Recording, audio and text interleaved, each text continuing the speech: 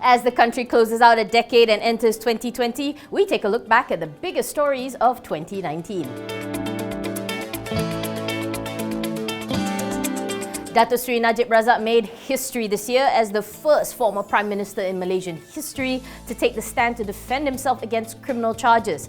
In a sharp contrast to his previous life as Premier, Najib spent 2019 mostly in court as he was the centre of not just one but three cases related to 1MDB. The three cases are 1MDB subsidiary SRC International, where he is facing 3 charges of criminal breach of trust, 1 for abuse of power and 3 for money laundering. Second is the 1MDB Tanori trial, where Najib is facing 4 charges of abuse of power and a whopping 21 for money laundering. And the last is the 1MDB audit tampering trial, where he's accused of receiving gratification in the form of avoiding civil criminal liability by ordering amendments to the report while it was being written. SRC was the first of Najib's trials, involving the movement of 42 million ringgit, all done within the country. Some of the important witnesses called for the prosecution were former AmBank Relationship Manager Joanna Yu Gin Ping, former QAP CEO Datuk Nur Azian Mohamed Noor, former SRC Chairman Tan Sri Ismail, and Director Datuk Subor Muhammad Yassin. Among the incriminating testimony was Nur Azian calling Najib the ultimate boss, and Ismi testifying as to Najib's legally mandated total control of SRC on top of his ability to hire and fire the board. When it was Najib's turn in the dock, his testimony was peppered with denial of knowing the funds were in his account, where it came from, allowing Jolo carte blanche over his accounts, and he even disputed some of his signatures on the documents as his. Najib's cross-examination is expected to continue on January 6. Next up is the 1MDB Tanori trial, where in contrast to SRC, all offences took place out of the country. After multiple delays, Senior Deputy Public Prosecutor Datuk Sri Gopal Sri Ram gave his opening statement on August 28th, highlighting the ex-PM's pivotal role in enriching himself and described Najib and Jolo as mirror images. The key star witnesses were Najib's former aide Datuk Amhari Effendi Nazaruddin and former 1MDB CEO Datuk Sharul Azral Ibrahim Helmi, whose appearance caused a stir.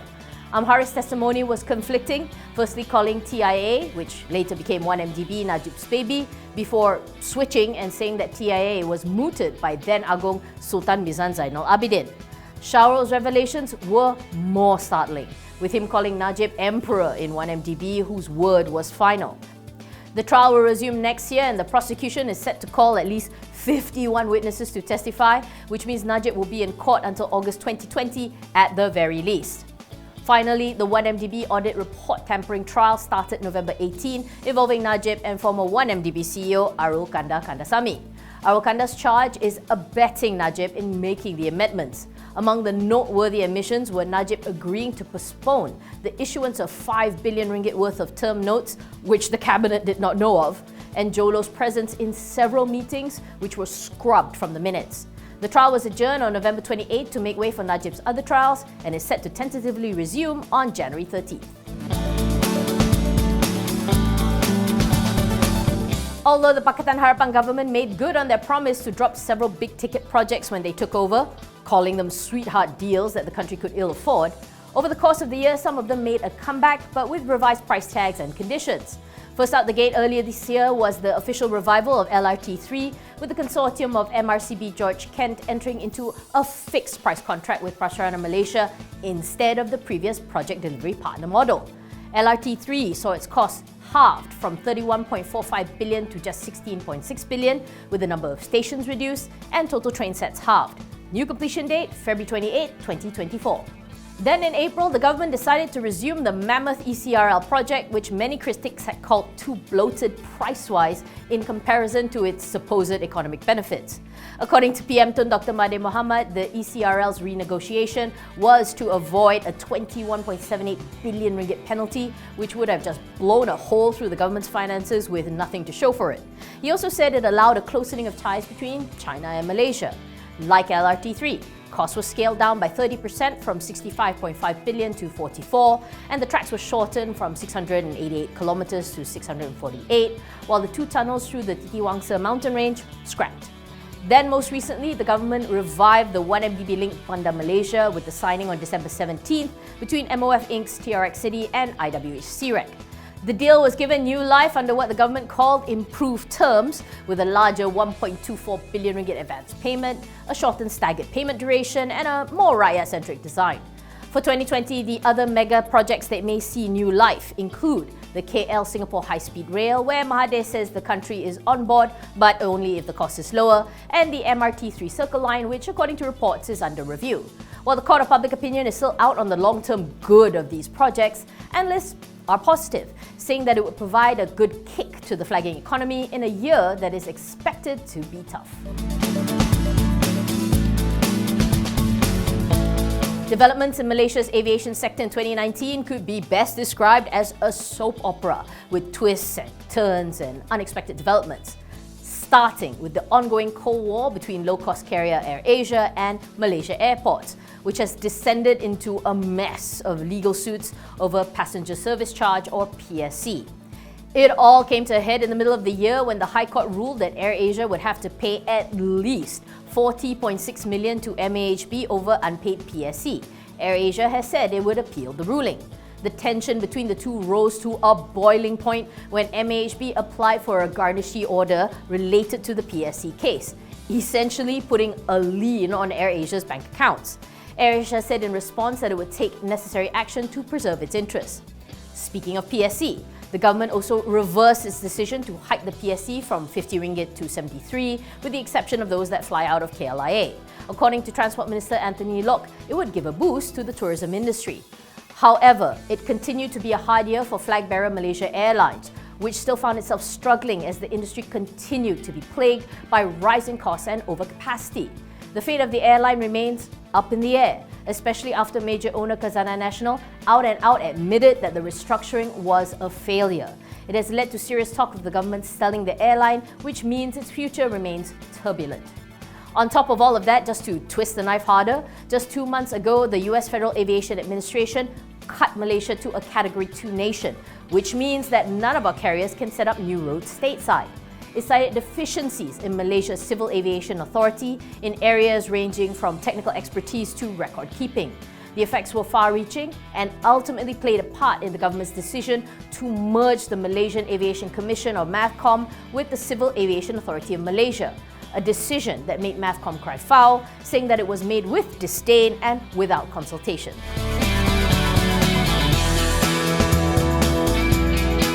Of all the government-linked organisations that saw upheaval in 2019, one of the hardest to take it was Felda and its listed unit FGV. It was an open dirty secret in corporate Malaysia that FGV was badly run, and in April, just how badly came to light in a white paper that was tabled about parent Felda's major issues with sustainability and accountability.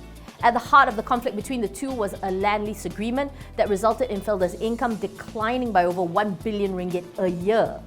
FGV also worked to set itself apart from Felda by first changing its name, getting on new board management, starting with the appointment of a new CEO in January, Datuk Haris Fadzila Hassan, and a new CFO, Datuk Muhammad Hairul Abdul Hamid. However, the shareholders' unhappiness, whether warranted or not, with FGV's board would become blatantly obvious at the group's AGM, when its shareholders soundly rejected resolutions related to directors' remuneration. In fact, 64.4% of shareholders led by Felda, Copper Supermodelan Felda and LTAT voted against, showing their displeasure of FGV's planned change of focus if the LLA were terminated. Eventually, the resolutions were passed in November after Chairman Datuk Wira Azhar Abdul Hamid took a 50% pay cut, while the directors' fees remained the same. For 2020, FGV's prospects look a little brighter according to analysts if CPO prices continue to improve, if it keeps a firm hand on costs, and continues with disposal of non-core assets such as True Rich Resources, with further disposals of assets worth 80 million currently in the works. Felda's comeback, however, not as clear. Although it is resetting its course and realigning its focus back to its core business, progress since the tabling of the white paper remains slow. Muddying waters is in suit with Synergy Promenade, master developer of the KL Vertical City, over the project, with judgment set to be given on Valentine's Day 2020. One easy fix for Felda, though, experts say, is disposing of its properties, which include the Park City Grand Plaza Kensington Hotel and Felda House in the UK, Merdeka Palace Hotel and Suites in Kuching, and the Grand Beach Resort in Port Dickson. It was a bumpy year for the Genting Group, which started with Disney-owned Fox suing them over the aborted theme park, and further marred by controversial purchases that hit their share price right in the gut.